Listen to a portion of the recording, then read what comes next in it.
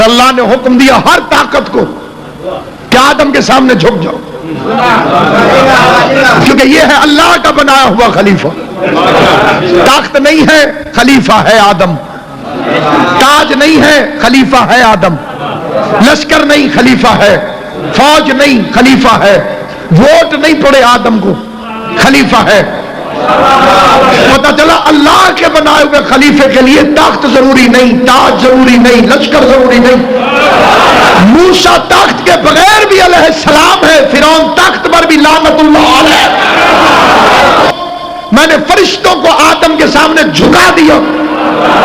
मेरा बनाया हुआ वो होगा जिसके सामने फरिश्ते झुक जाए।